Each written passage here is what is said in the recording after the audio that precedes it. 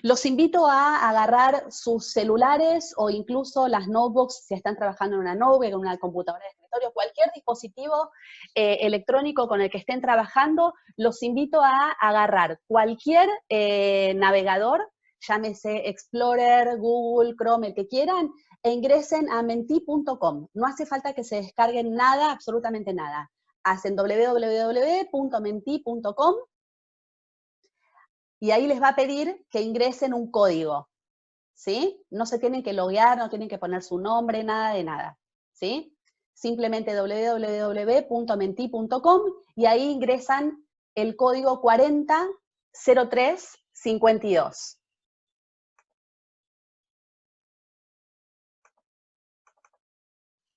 ¿Están viendo la pantalla de Menti ahí? Háganme así con el dedito. Entonces, tenemos ahí un primer pantallazo, o sea, hay una mayoría de ustedes que formalmente, en principio, no están trabajando en el diseño de la experiencia del empleado, ¿sí? Ahora, ¿siguen votando por ahí? ¿Pasamos a la siguiente? ¿Sí? La siguiente pregunta dice, en el caso obviamente de aquellos que efectivamente sí estén trabajando con esto, ¿cuáles son las áreas que están liderando esta gestión? ¿Sí? Y tienen ahí varias opciones de respuesta posible. El área de reclutamiento y selección, el área de desarrollo, el área de comunicación o de cultura, el área de compensación y beneficios, diferentes áreas de recursos humanos, algunas áreas de recursos humanos y algunas de otras áreas de la compañía, ¿sí? A ver qué foto tenemos. Hola, Leandro.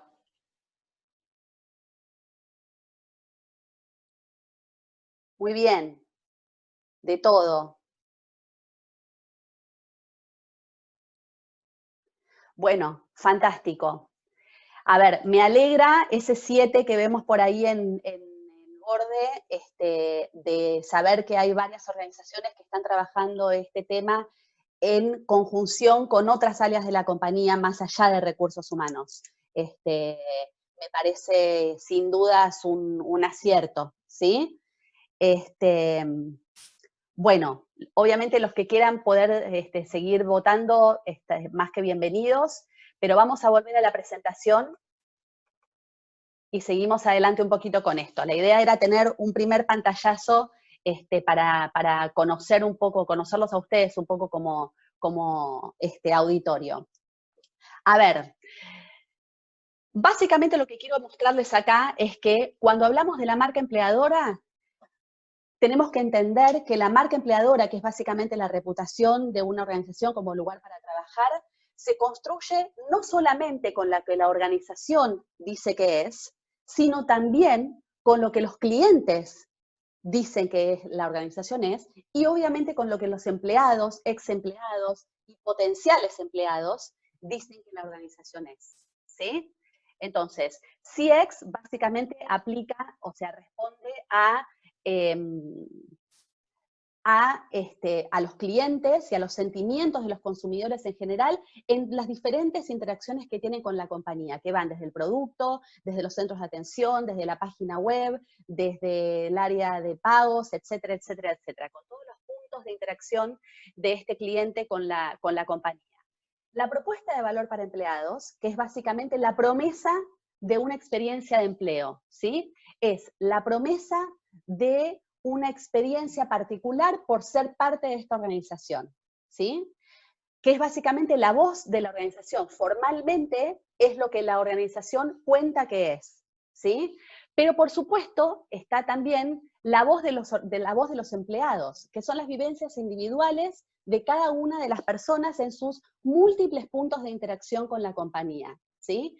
Pero que estos múltiples puntos de acción también están íntimamente condicionados, de alguna forma, por cuestiones exógenas a su vida en el mundo del trabajo, que pueden ser cuestiones vinculadas a la salud, cuestiones vinculadas a la familia, cuestiones vinculadas a sus lazos sociales, ¿sí?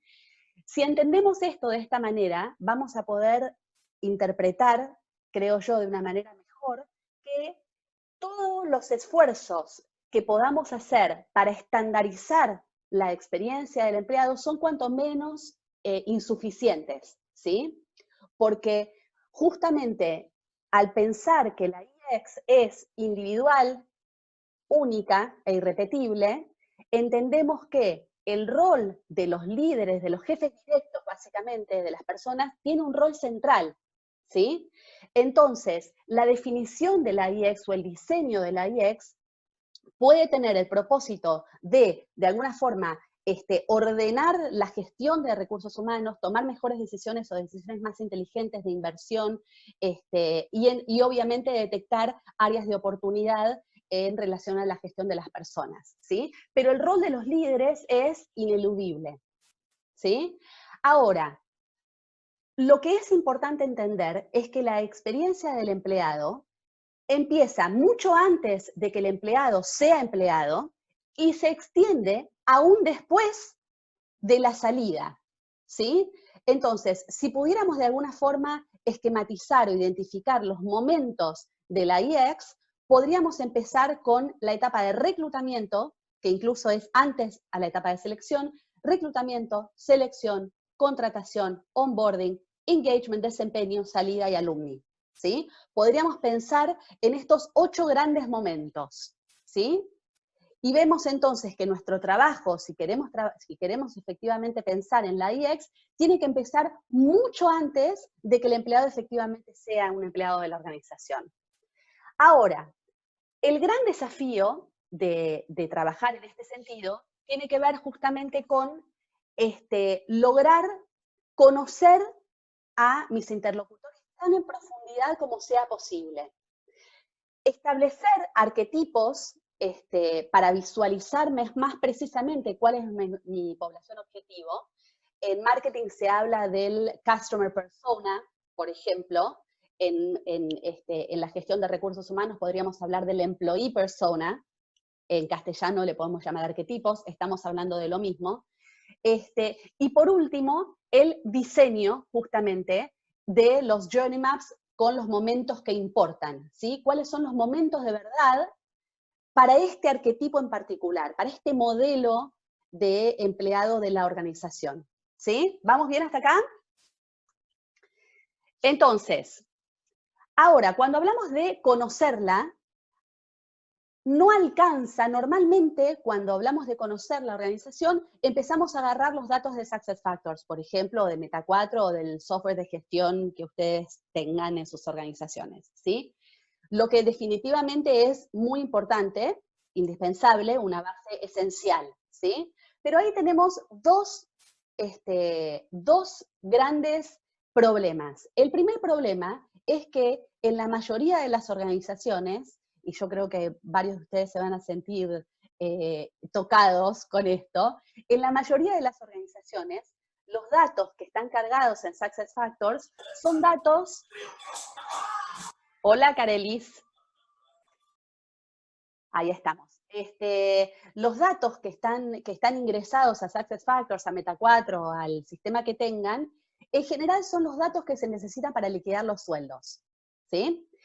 Entonces, hay un montón de información que nosotros necesitaríamos para poder justamente conocer a nuestra población que normalmente no están metidos. Por ejemplo, esta cuestión de entender si estudiaron o no estudiaron, en qué carrera estudiaron, con qué promedio se recibieron, en qué facultad, en qué año, qué títulos de posgrado eventualmente tienen, si tienen hijos y cobran asignaciones familiares, probablemente estén en el sistema. Pero si no, por ahí no tenemos los datos detallados de los hijos, o la composición familiar, que a lo mejor no necesariamente son hijos propios o hijos biológicos, o hijos adoptados, sino que son los hijos de su pareja, pero que de alguna forma también me dicen mucho del momento de vida de esa persona, ¿sí? Entonces, cuando hablamos de demografía, tratamos de entender justamente mucho más allá de en qué provincia trabaja, en qué área de la organización trabaja, a qué jefe le reporta, qué edad tiene, cuántos años de antigüedad. ¿Sí? Eso es importante, pero también es absolutamente insuficiente si queremos trabajar con este nivel de detalle, ¿sí? Y necesitamos entender a esta población también en términos de sus intereses, en términos de sus hábitos, ¿sí? Si usa redes sociales, ¿cuáles? ¿Para qué? ¿Con qué frecuencia? ¿Qué busca? ¿Qué sigue? ¿Sí? ¿Qué hace los fines de semana? Bueno, un montón de cuestiones que nos permiten justamente empezar a ponerle alguna cara, ¿sí? A esos modelos o a esos arquetipos.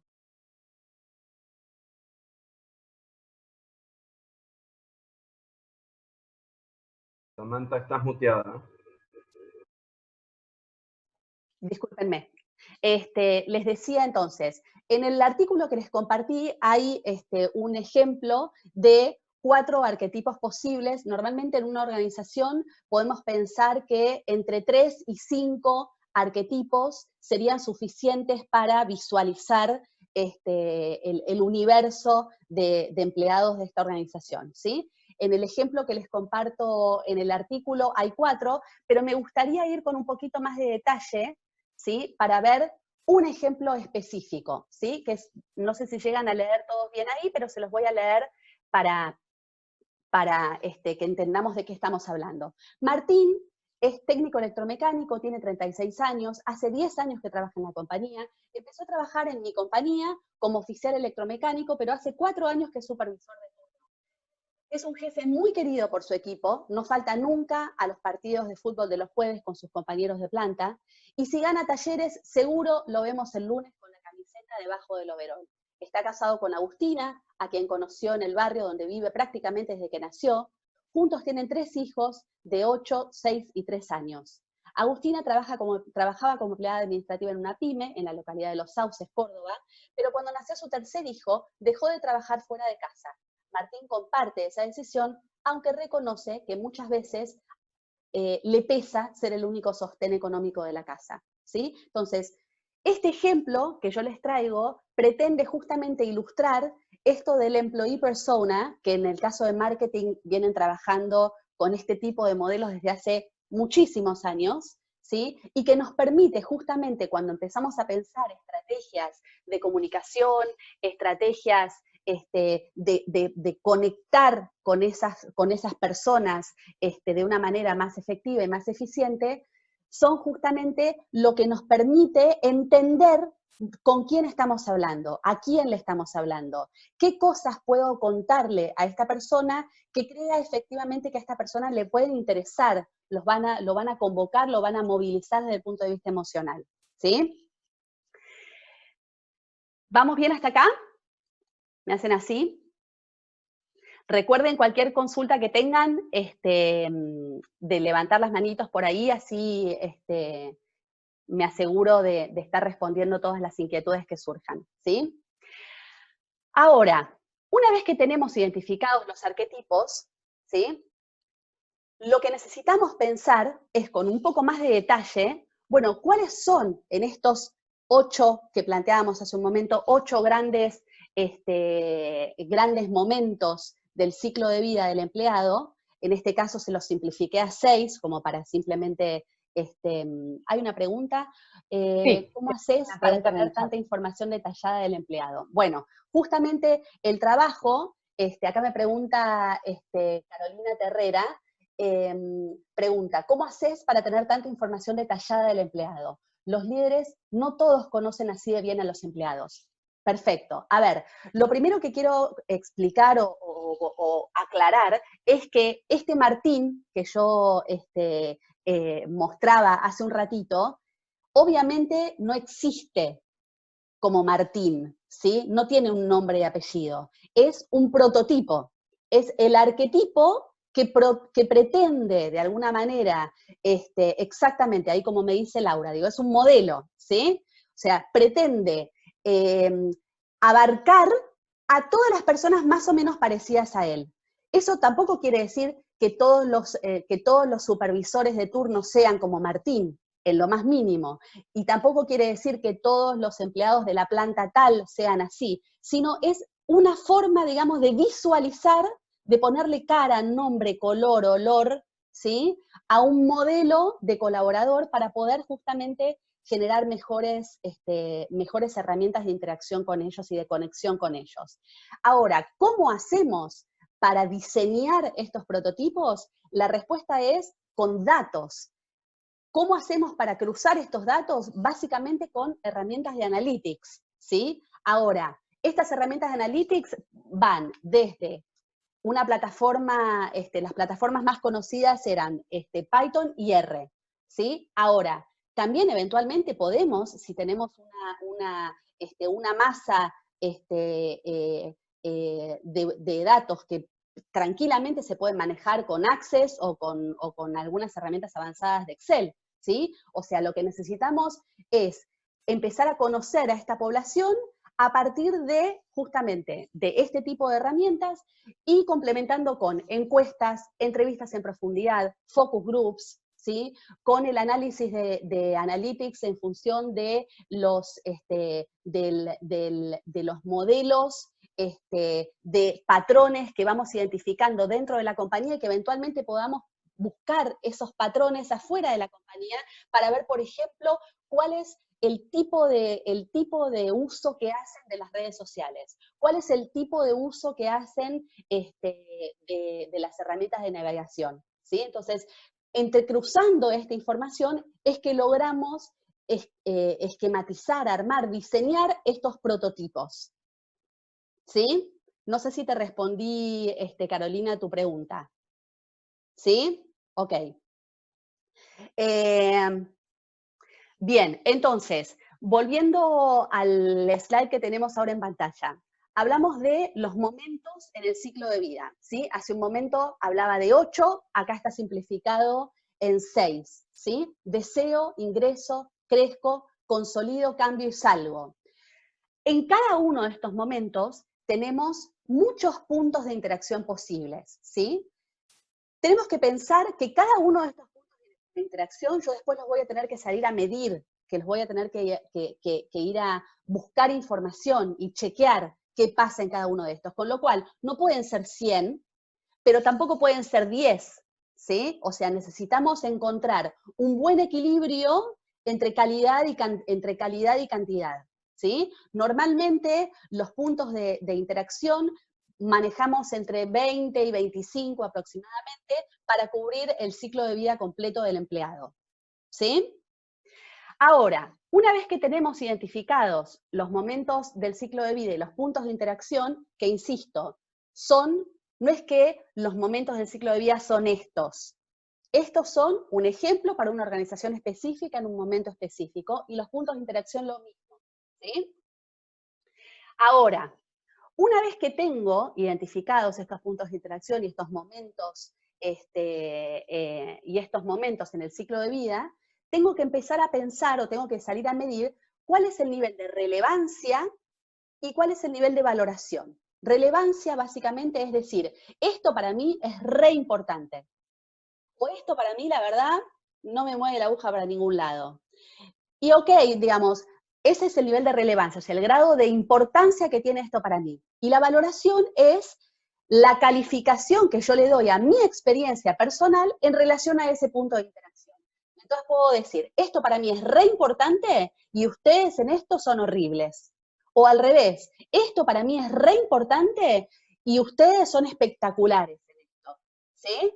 Entonces, ahí, con el nivel de valoración, o sea, yo tengo el nivel de relevancia donde identifico los puntos de verdad, los momentos de verdad, los momentos que importan en la experiencia del empleado para mí en particular.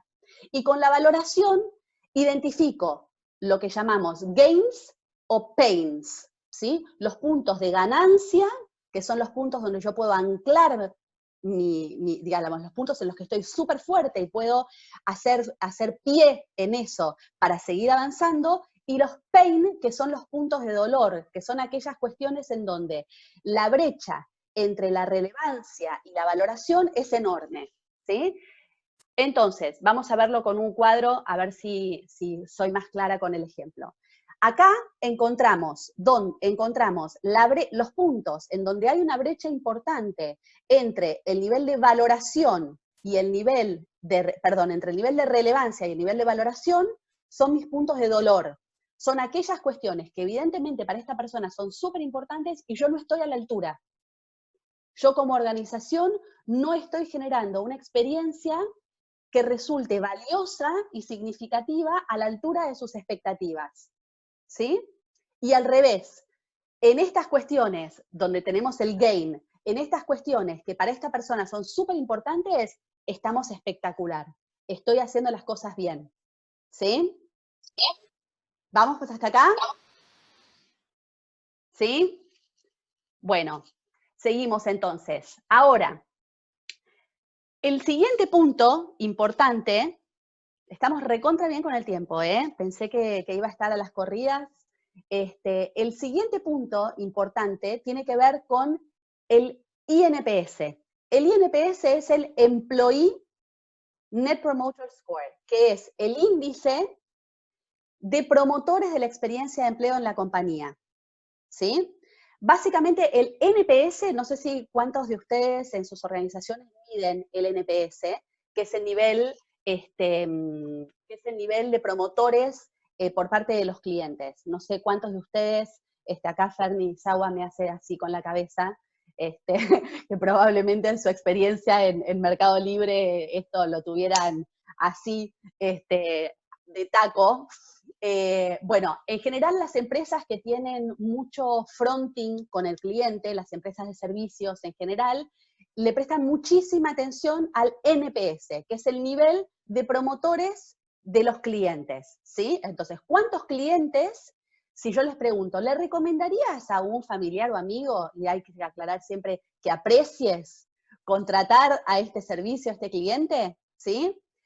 Y el índice básicamente es la resta entre los que dicen definitivamente lo recomendaría, menos los que dicen no estoy seguro si lo recomendaría, probablemente no lo recomendaría, seguro no lo recomendaría, ¿sí? Entonces, la diferencia entre estos dos números, en los que dicen seguro que sí y los que no están muy seguros, es el índice de promotores, ¿sí? Lo mismo aplica para el INPS, ¿sí? Es vos, como empleado de la compañía, como candidato para esta compañía, como ex empleado de la compañía, ¿le recomendarías a un familiar o amigo que aprecies venir a trabajar a esta organización? Sí, seguro que no, probablemente no, ¿sí? Entonces, ese es el índice que medimos con el INPS. Nosotros trabajamos desde hace varios años ya con una empresa de telecomunicaciones muy grande, que tiene unos 4.000 empleados en todo el país y en otros países de la región también. Y uno de los temas interesantísimos que empezamos a ver, ellos empezaron a medir el INPS hace unos 5 años aproximadamente, y estamos trabajando con ellos en un proyecto muy interesante de propuesta de valor para empleados y de experiencia, del empleado. Y uno de los puntos súper interesantes que encontrábamos es que por cada punto de variación en el INPS, varía 3 veces el NPS. ¿Se entiende? Entonces, para que ustedes identifiquen la potencia que tiene, desde el punto de vista del desarrollo del negocio, trabajar en estas cuestiones. ¿Sí? Ahora bien, trabajar justamente en Employee Experience supone diseñar mecanismos de escucha permanentes, ¿sí? Que nos den insights a tiempo, ¿sí? Y en ese sentido, este trabajo que yo les comentaba hace un momento, de identificar los momentos de verdad, que son aquellos momentos que tienen un verdadero impacto significativo en el compromiso, en la productividad, en el desempeño y en la fidelización de los empleados, es esencial, ¿sí?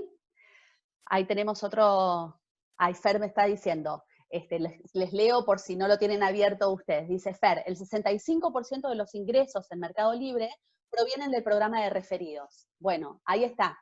El grado de referidos o los programas de candidatos referidos es un dato súper importante y tiene un montón de beneficios, o sea, no solamente nos permite bajar significativamente los costos y los tiempos en nuestro proceso de reclutamiento y selección, sino que además habla muy claramente de nuestro INPS, ¿sí?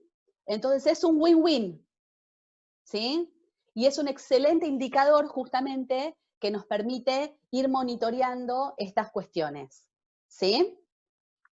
Ahora, vamos a ver lo siguiente. Lo que planteábamos hace un momento, volviendo a este esquema, que es una forma posible, digo, de estructurar los momentos de la experiencia de empleo, ¿no? Pero que me parece bastante gráfico y bastante fácil de entender, quizás más fácil de entender que el modelo de 6 que les mostraba hace un ratito. En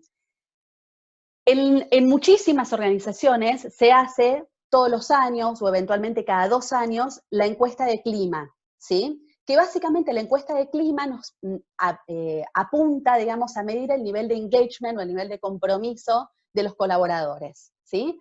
Sin dudas es una herramienta muy interesante, pero tiene un par de debilidades, si se quiere. La primera tiene que ver con una cuestión de temporalidad. En general, si yo estoy preguntándole una vez al año para eventualmente tener los resultados incluso 6 meses más tarde, o cada 2 años, peor, para poder tener datos concretos y hacer acciones de mejora a tiempo, quizás es tarde, ¿sí? Quizás puedo, o definitivamente las encuestas de clima nos dan información muy interesante para pensar en la macro, ¿sí? Para pensar en las cuestiones más estratégicas y más de mediano y de largo plazo, pero no nos permiten tomar acciones correctivas a tiempo en aquellas cuestiones, si se quiere, más donde aprieta el zapato hoy, ¿sí? Después, hay muchas organizaciones. El otro punto que me gustaría destacar en relación al engagement es que cuando trabajamos en la experiencia del empleado, el engagement no deja de ser un indicador y en definitiva es la resultante de toda la experiencia de empleo, ¿sí? De toda la experiencia del empleado. Es el producto. El nivel de engagement, el alto o bajo nivel de engagement, es la resultante de trabajar en todo el proceso de la experiencia del empleado, ¿sí? Entonces, es un indicador súper valioso, pero que por sí solo nos aporta relativamente poco para trabajar en este sentido, ¿sí? El siguiente punto es que también hay muchas organizaciones que hacen entrevistas de egreso, entrevistas de salida, ¿sí? Este es otro punto también muy interesante para pensar, bueno, ¿por qué se van los que se van? ¿Sí? Y que nos puedan dar información valiosa para ver qué no estamos haciendo del todo bien, ¿sí? Acá igualmente vamos a volver sobre este punto un poquitito más adelante, para pensar en un par de opciones, un par de alternativas de mejora que creo que pueden ser interesantes. Y el siguiente punto es algunas organizaciones, quizás menos que las que hacen encuestas de clima y aún menos que las que hacen las entrevistas de salida, son las entrevistas o las encuestas o el monitoreo al momento del onboarding, ¿sí? O sea, muchas veces también le preguntamos a los empleados que entraron a la compañía, bueno, ok, ya entraste, ya cumpliste tu primer mes dentro de la compañía, ¿cómo te sentís? ¿Cómo estuviste? ¿Cuán a la altura de las expectativas resultó tu ingreso a la organización? ¿Cuán bien te recibieron? Etcétera, etcétera, etcétera, ¿sí? No todas las organizaciones hacen este tipo de entrevistas o de encuestas, sin duda son una fuente muy interesante, aunque también vamos a ver que acá tenemos en general, en la inmensa mayoría de los casos, un área de oportunidad también muy valiosa. Ahora, veamos lo siguiente. Si tuviéramos que, yo básicamente lo que hice fue dividir estos 8 momentos de la experiencia del empleado en 3 partes. Antes de ingresar o cuando acaba de ingresar, durante, digamos, su permanencia en la organización y una vez que sale de la organización, ¿sí? Entonces vamos a ver estas 3 placas en estos 25 minutos que nos quedan, para pensar en algunas formas de ir monitoreando el INPS en estos distintos momentos, en estas distintas instancias. Ahí tenemos otro comentario. Ok.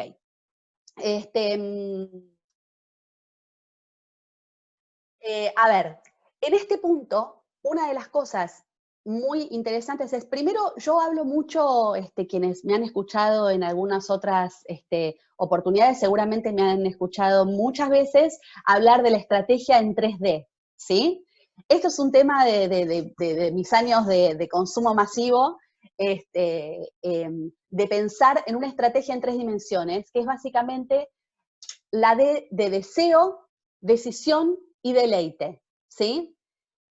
La D de deseo básicamente es despertar el deseo del otro de ser parte de esta organización.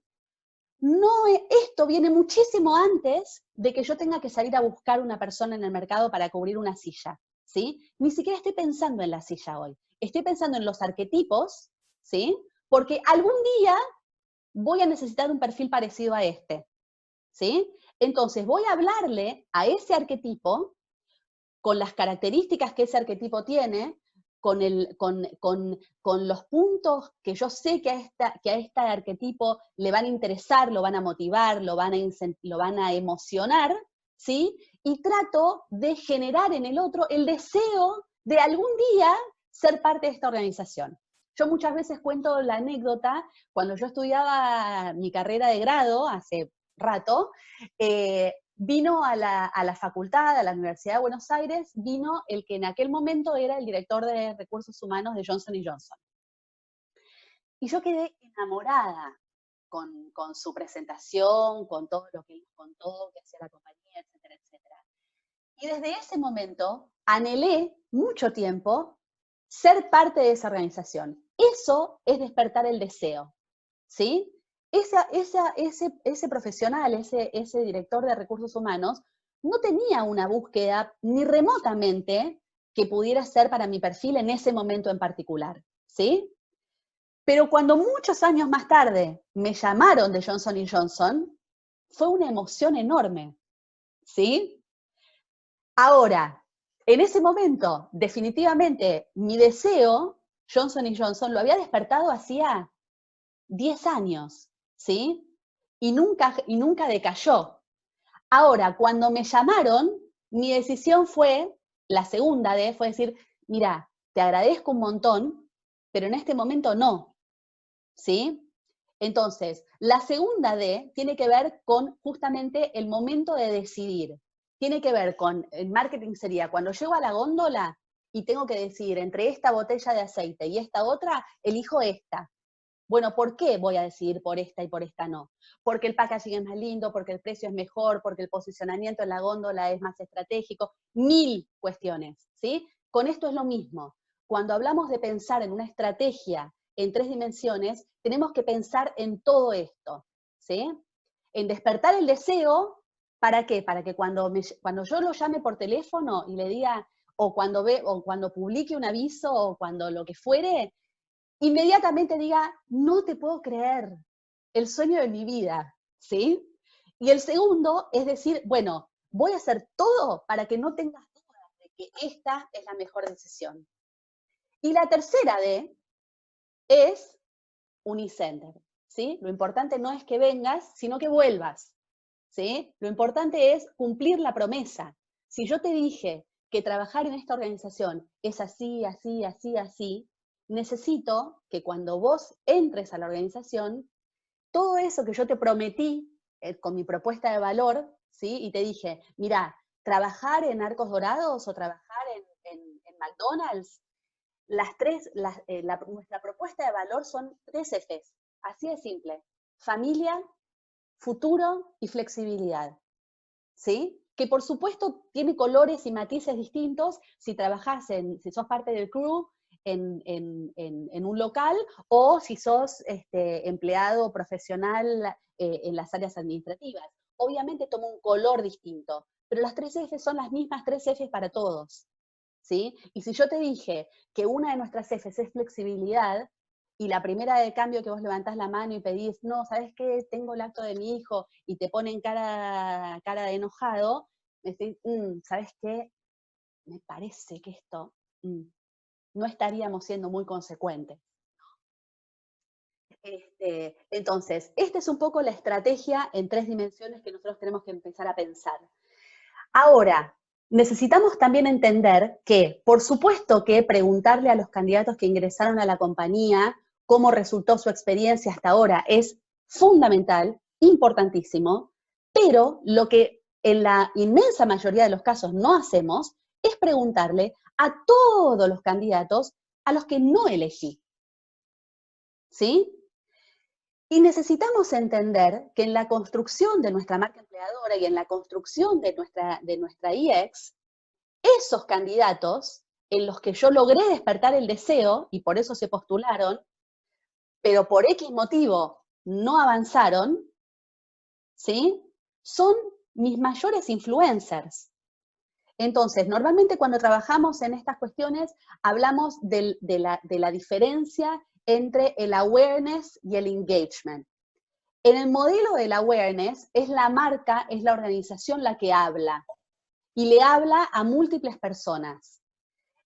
En la etapa o en la instancia del engagement, no es la organización la que habla, son mis pares los que hablan. Y que probablemente tengan, digamos, potencien mi voz organizacional a la N, ¿sí?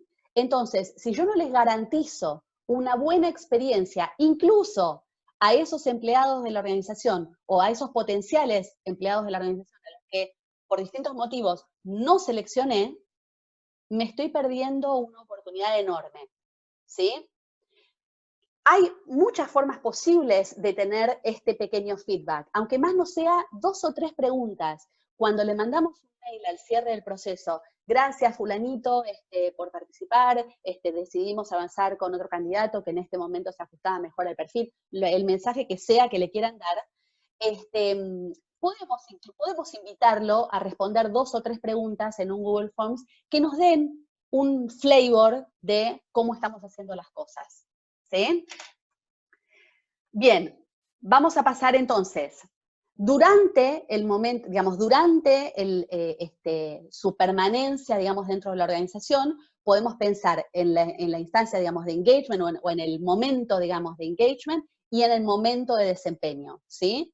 Acá hay un universo de cuestiones para evaluar, pero el haber trabajado justamente en los arquetipos y en la identificación de los momentos de verdad para cada uno de estos arquetipos, nos ayuda enormemente a decir, bueno, no necesito la gran encuesta, el gran monitoreo, necesito hacer foco acá y acá, que son los puntos que realmente mueven la aguja, ¿sí?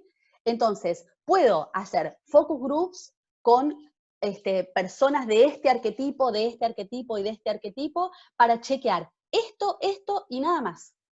¿Sí?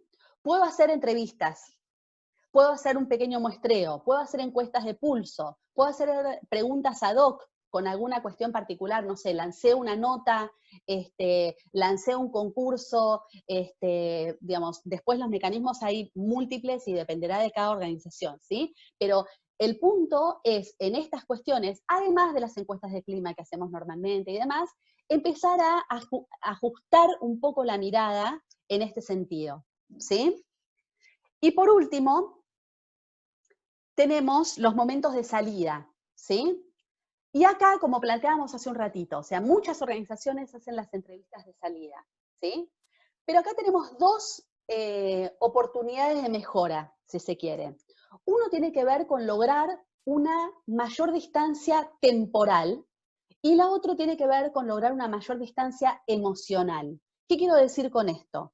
En general, las entrevistas de salida las se hacen, digamos, el día antes de que la persona efectivamente deje de venir a la organización, y en general, ya sea que la persona se fue porque consiguió algo muy superador, o que se fue furiosa porque no tuvo en esta organización las oportunidades que él cree que merecía, no importa si se va feliz o furioso, sin dudas es un momento emocionalmente muy de cierta conmoción, ¿sí? Entonces, esa falta de distancia temporal quizás empaña un poco nuestra mirada, ¿sí? Entonces, ¿qué pasa si en lugar de hacer la entrevista de egreso el día antes de que se vaya, o el día que se va, la hacemos dentro de un mes?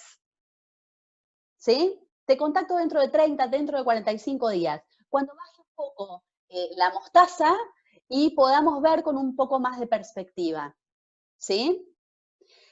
Y el otro punto, esta cuestión de la distancia emocional, que mayormente las entrevistas de egreso las hace alguien de recursos humanos. Y por lo general, de nuevo, si esta persona se fue porque consiguió una propuesta, digamos, de empleo superadora a la que tenía con nosotros, y esperaba por ahí tener estas oportunidades con nosotros y por distintos motivos no las tuvo, difícilmente se vaya quemando las naves, ¿sí? Entonces, en algún punto la persona que me está entrevistando, ya sea por acción o por omisión, tiene alguna cuota de responsabilidad en mi partida, ¿sí? Entonces, ¿qué pasa si en lugar de hacérsela una persona de dentro de la organización, terciarizamos, externalizamos estas acciones en un tercero, ¿sí? En un consultor externo, especialista que pueda tomar estas entrevistas al mes, por ejemplo, de haber salido, y mirar con un poquito más de asepsia, ¿sí? Entonces, acá algunas sugerencias para considerar en este sentido, para mejorar esto que probablemente muchos de ustedes ya estén haciendo, ¿sí? Entonces, me gustaría, antes de hacer el resumen, habilitar ustedes el espacio para compartir experiencias, para hacer preguntas, y ver si podemos, entre todos, hacer de esta conversación algo más enriquecedor, ¿sí? Los invito a los que todavía no habilitaron sus videos, a habilitarlos. Ahí tenemos a Analía, Martín. Hola. Bueno, los invito, no sé si tienen alguna consulta para hacer. Luis Ibáñez, ¿cómo le va, caballero? Veo algunas caras conocidas. Bueno, los invito a todos a habilitar sus micrófonos si quieren y a ver si podemos, de alguna forma más o menos ordenada. ¿Alguno tiene alguna pregunta, alguna sugerencia? ¿Alguno quiere compartir alguna experiencia de cómo lo hacen en sus organizaciones? Hola, hola. Hola. Hola, Samantha, Fer Neisawa. Hola, Fer, perdón, te perdí, ahí te busco. Ahí estás. ¿Cómo están? ¿Todo bien? Bueno, primero, gracias a vos, gracias a Manu y a Oscar por el espacio. La verdad que en estos momentos es clave que potenciemos esta red y sigamos generando este tipo de espacios y webinars. La verdad que estuvo buenísimo lo que trajiste. Y más que una pregunta, es una reflexión, ¿no? Yo te escuchaba contar tu experiencia de lo aspiracional que era Johnson & Johnson. Nosotros cuando éramos en el paradigma anterior, como que nosotros soñábamos recibirnos y entrar en una empresa de consumo masivo, ¿verdad? Hoy si le hiciéramos la misma pregunta a los jóvenes profesionales que están terminando su carrera de grado, menos del 10% te va a responder que quiere trabajar en Unilever, Procter & Gamble o Johnson & Johnson, ¿sí? Y llevando este ejemplo, este cambio de paradigma, sería casi inocente pensar que en la era de la personalización y en la era de la experiencia podemos abordar a un candidato con una propuesta estándar de valor. Así que comulgo 100% con todo lo que dijiste y nada, tuve la suerte y la gracia de haber trabajado en una empresa que implementa casi el 100% de todas las buenas prácticas que acabas de compartir, Samantha. Gracias, Fer, por tu intervención. Aprovecho tu comentario y me trae otras cuestiones a la cabeza. Otro de los trabajos que están publicados también en nuestra página y que los invito a revisar es el reporte de empleo ideal. Nosotros desde Savi hicimos una encuesta a una población bastante amplia de profesionales y no profesionales de distintos niveles de formación académica y de distintas edades, también en relación a cómo imaginás vos que sería tu empleo ideal. Y ahí hay un par de cosas bien interesantes para compartir. La primera es que, como vos muy bien decís, ni Johnson Johnson, ni Cervecería y Maltería Quilmes, todo esto me echaba mal, ¿no? Pero ni Cervecería y Maltería Quilmes, ni Unilever, no aparecen en el ranking, y sin embargo la que nunca falta es Google, ¿sí? Que aparece siempre primera de todas. Ahora, cuando nosotros preguntamos, bueno, ¿por qué suponés que en esa organización encontrarías tu empleo ideal?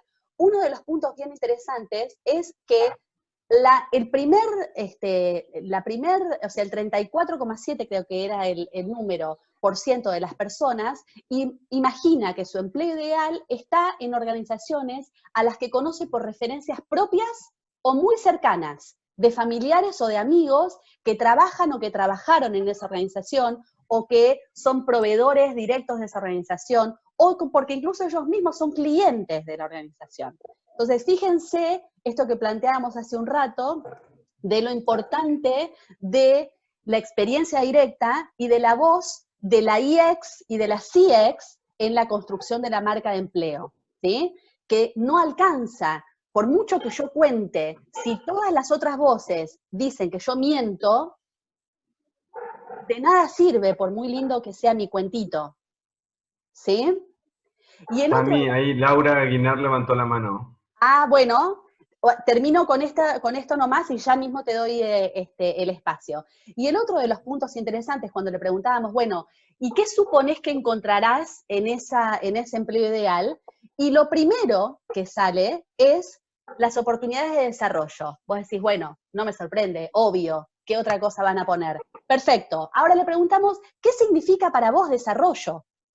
Y ahí sí hay un dato bien interesante, que es el desarrollo, que mayormente se asocia, muchas veces de la gestión de recursos humanos o incluso de las personas, asociamos directamente la cuestión de desarrollo con las posibilidades de desarrollo ascendente, o de movimientos laterales, o de capacitación, y sin embargo, primero en la lista, por lejos, es hacer un trabajo interesante todos los días. Mucho más interesante que ir a hacer un curso, mucho más interesante que me cambien de puesto, ¿sí? Entonces, estas son las cosas que me parece que son súper importantes para pensar qué tengo para contar, y eventualmente si no tengo nada interesante para contar en este sentido, bueno, ¿qué tengo que hacer? ¿Sí? Perdón, Manu, me decías que había una pregunta. Ahí está, Laura, perdón. Guinar y Mauricio Sí. también. Adelante, Hola, Laura. Samantha, hola. Hola, ¿qué tal a todos? Bienvenida. Gracias. Nosotros medimos NPS y INPS. Excelente. O sea, el INPS nos da bastante bien y nos pasa algo raro, molesto, que cuando medimos si como colaborador recomendarías a la empresa a un amigo, nos da bajísimo. Entonces estamos tratando de, no sé si se entendió la situación. ¿Recomendarían a un amigo a trabajar a la empresa? Nos da muy bien. Sí. ¿Recomendarías a un amigo a comprar los productos o servicios de la empresa? Nos da muy mal. Entonces, a ver, recomendaciones para analizar el diagnóstico, porque tenemos algunas hipótesis, pero quiero usar datos, digamos. O sea, claro. ¿qué tipo de preguntas me servirían para llevar con datos a refutar o a confirmar las hipótesis que tenemos? A ver, ¿qué dotación tenés? 100, 1000, 1600, perfecto. Y tenés, digamos, podés, a ver, lo más sencillo, aunque no sé si sería lo más efectivo en tu organización en particular, por eso va a depender un poco de cuán heterogénea sea la población. Si la población es muy heterogénea, quizás puedan hacer... ¿Heterogénea te referís a generaciones, a género, antigüedades o a tipo de tarea o de trabajo? ¿O todo esto? A ver, no, en tipo de tarea no sé si es muy, no sé si sería un gran indicador, por lo menos no, digamos, en una primera mirada, estoy pensando más justamente en el arquetipo, no tanto en lo que hace, sino en quién es, ¿sí?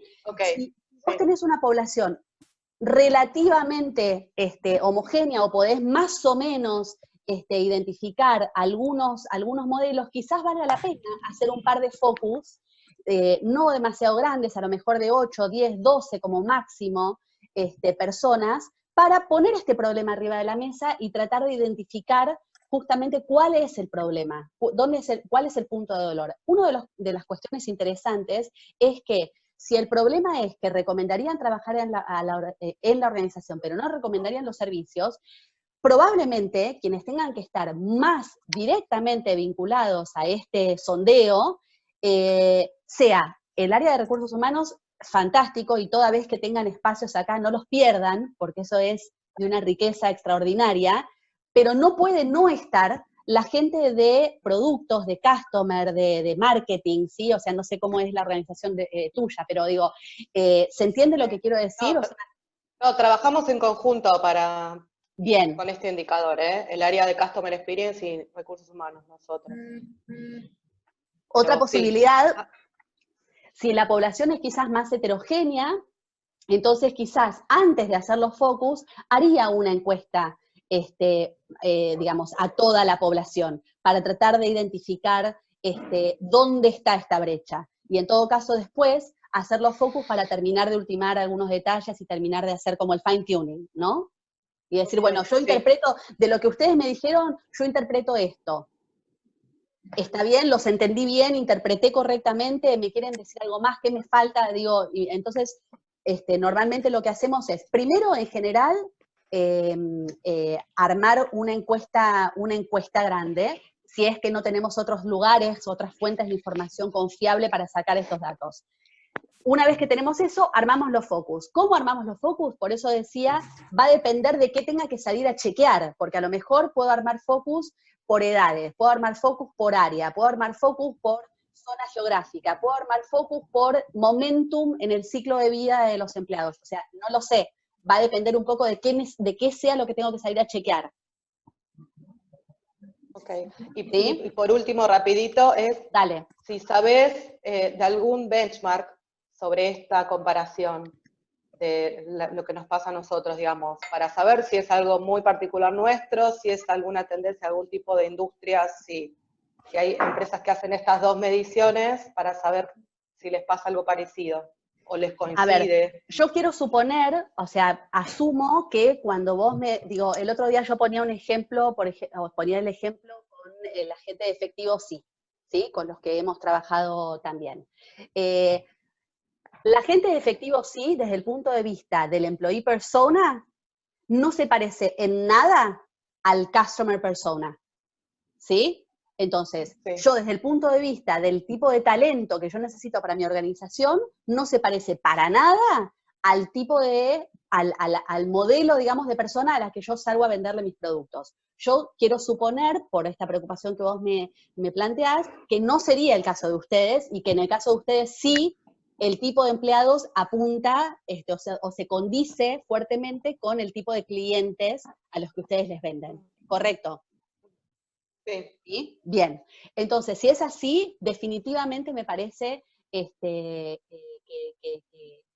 es necesario indagar un poquito más, que está buenísimo que lo trabajen de manera conjunta con las áreas de customer, con las áreas de marketing, etcétera. Me parece re interesante el proyecto. No tengo conocimientos, pero después quizás podemos hablarlo con los chicos, y si encuentro algo, con mucho gusto te lo comparto, de que existan benchmarks particulares sobre este tema. Pero lo podemos buscar. Okay. Vamos a volver un segundo nomás para hacer, digamos, una suerte de resumen de las cosas interesantes, digamos, de las cuestiones que me gustaría que se lleven como idea fuerza de esto que hablamos hoy, ¿sí? Estamos un poco pasados con el horario. Yo me puedo quedar encantada, pero por respeto a los que eventualmente se tengan que ir, termino, y después si quieren nos quedamos un rato largo más compartiendo experiencias y debatiendo con los que tengan un ratito más para quedarse. Entonces, en síntesis, 3 ideas fuerzas. La primera es que trabajar en experiencia del empleado supone abarcar el ciclo completo de vida que se inicia, como dijimos, mucho antes de que el empleado sea empleado y se extiende más allá de la salida, ¿sí? La segunda idea fuerza es que requiere justamente instalar un sistema de escucha permanente, ¿sí? Para hacer las preguntas correctas en el momento preciso a las personas justas, ¿sí? Y por último, la tercera idea interesante o importante, creo yo, es que definir los arquetipos de colaboradores es crítico para establecer mejores estrategias de conectar con esas personas, ¿sí? Ya sea de adentro de la organización o de afuera de la organización, ¿sí? Entonces, si básicamente se acuerdan de esas tres grandes ideas, yo me doy por recontra satisfecha, ¿sí? Ahí está, para Mauricio y para todos los que les interese, la página de Savi /notas, es savi.ar solamente, /notas, y ahí van a tener esta nota que presentamos hoy y un montón de otras notas que espero que les resulten interesantes también, ¿sí? Yo les quiero agradecer, de verdad, para mí el saber, digamos, que esta convocatoria tuvo este nivel de participación es un mimo total, así que espero haber estado a la altura de las expectativas de todos, y los invito a quedarnos, los que quieran, a seguir conversando y debatiendo sobre cualquiera de estos temas que vimos hoy.